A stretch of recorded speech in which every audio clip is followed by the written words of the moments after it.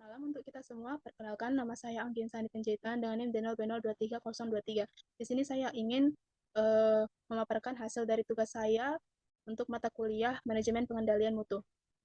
Di sini judul jurnal yang saya ambil yaitu Analisis Pengendalian Mutu Produksi Keripik Pisang Batu UMKM XYZ dari Kabupaten Malang. Latar belakangnya di sini pertama itu pisang batu atau Musa babiesiana cola merupakan kelompok jenis pisang liar yang memiliki ciri berupa banyak biji dan bersifat diploid. Pemanfaatan pisang batu saat ini masih sangat minim. Di sini memiliki potensi menjadi sumber karbohidrat yang tinggi. Pisang batu memiliki kadar pati resisten yang tergolong tinggi sekitar 39,35%. Di sini pengolahan pasca panen pisang batu menjadi keripik sering mengalami kerusakan atau cacat produk. Di sini selama proses produksi, pengemasan, dan penyimpanan. Dan UMKM XYZ ini adalah industri mikro kecil di Kabupaten Malang yang memproduksi keripik pisang batu dan telah mengekspor produknya ke beberapa negara. Tujuannya itu yang paling utama yaitu mengidentifikasi jenis produk cacat pada proses produksi keripik pisang batu di UMKM XYZ. Untuk alat analisisnya itu ada diagram Fishbone, Pareto, control chart, metode AHP, dan untuk lokasi waktunya itu di lokasinya UMKM XYZ di Desa Bagelan, Wonosari, Kabupaten Malang.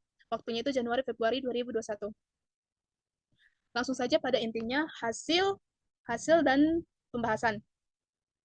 Di sini proses produksi keripik pisang batu UMKM XYZ dilakukan melalui beberapa tahapan. Di antaranya adalah pemilihan bahan baku, proses produksi, dan pengemasan.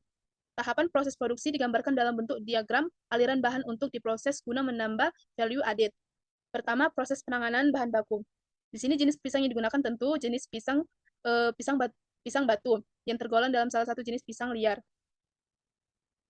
Kemudian, di samping adalah analisis pengendalian mutu pada proses produksi keripik pisang batu.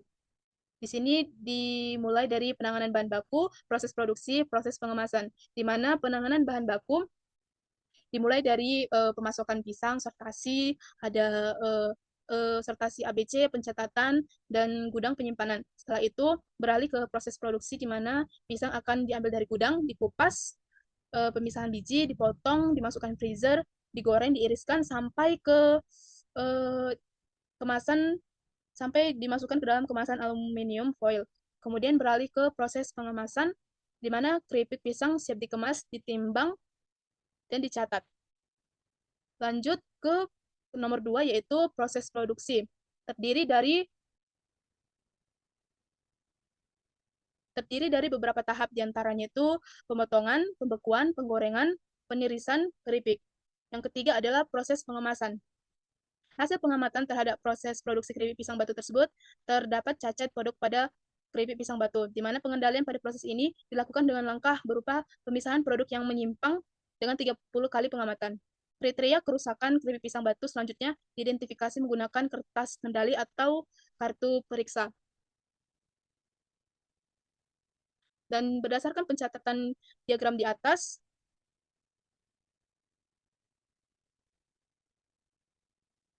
diketahui bahwa kriteria atau jenis cacat yang berhasil digolongkan dengan urutan paling dominan yaitu keripik pisang batu kosong, kecil, dan pecah. Dan presentasi jumlah kriteria atau jenis cacat produk keripik pisang batu dapat dilihat pada diagram Pareto pada gambar 4, di mana keripik pisang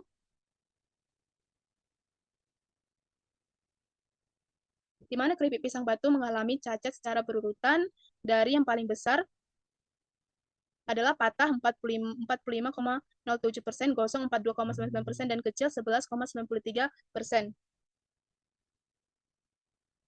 Faktor-faktor yang menyebabkan kerusakan ini yaitu dari berdasarkan diagram Patero tadi, proses produksi keripik pisang batu, dominasi produk cacat hasil pengamatan adalah keripik pisang batu mengalami patah, dan upaya untuk mereduksinya atau menekan produk cacat tersebut yaitu pengendalian mutu produk keripik pisang batu yang dilakukan difokuskan terhadap cara mengurangi atau meminimalisir produk keripik pisang batu yang dengan kriteria patah. Berikut adalah diagram fishbone yang menggambarkan faktor-faktor penyebab keripik pisang batu mengalami patah. Pertama disebabkan oleh 4 faktor yaitu bahan baku, metode, mesin dan alat, dan juga tenaga kerja. Adapun faktor paling utama yaitu bahan baku, terutama pada subfaktor usia panen dari buah pisang batu. Dan berdasarkan data lapangan diketahui bahwa kontrol terhadap usia panen sangat rendah, terlebih pada petani yang lapang diketahui bahwa kontrol terhadap usia panen sangat sangat rendah, terlebih pada petani yang cukup usia panen yang curang karena menginginkan segera memiliki pendapatan walaupun dari segi usia panen belum cukup. Usia panen yang belum cukup menghasilkan pisang dengan kandungan pati yang rendah. Sehingga akibat yang ditimbulkan adalah mutu produk keripik menjadi mudah patah saat diproses.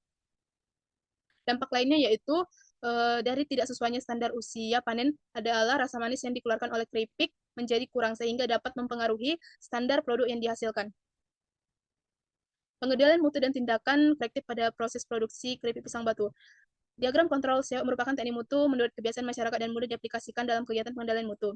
Diagram kontrol memiliki fungsi untuk mengukur rataan atribut dan peubah. Pengukuran atribut digunakan dalam menentukan besarnya proporsi produk yang ditolak. Pada grafik kendali mutu tersebut terlihat bahwa keseluruhan titik berada di dalam batas kendali baik batas atas maupun batas bawah, sehingga proses produksi keripik pisang batu UMKM XYZ tergolong masih terkendali. Itu hal berbeda jika terdapat titik di luar batas garis kendali tersebut, maka kondisi tersebut merupakan kondisi yang tidak terkendali dan mendapatkan perbaikan. Prioritas strategi tindakan korektif untuk meningkatkan mutu produk pada proses produksi keripik pisang batu. Di sini memiliki 5 struktur hierarki AHP strategi prioritas peningkatan mutu dari keripik pisang batu. Yang pertama goalnya itu strategi peningkatan mutu pada proses produksi keripik pisang batu. Faktornya ada bahan baku, mesin dan alat, metode dan tenaga kerja, aktor pemasok pemilik UMKM, pemerintah, tujuan memperbaiki metode proses produksi, mengurangi produk cacat, dan menekan biaya pengeluaran pemborosan. Kesimpulannya bahwa jenis kerusakan yang terjadi pada produk keripik pisang batu UMKM XYZ yaitu kosong, kecil, dan patah. Keripik pisang batu dengan jenis kerusakan patah 45% merupakan persentase kerusakan produk tertinggi dari keseluruhan kerusakan produk keripik pisang batu. Kemudian gosong 42% dan kecil 11%. Faktor yang menyebabkan keripik pisang batu patah, antara dari itu bahan baku, mesin, peralatan, metode, dan tenaga kerja. Berdasarkan keseluruhan faktor, faktor bahan baku menjadi faktor utama.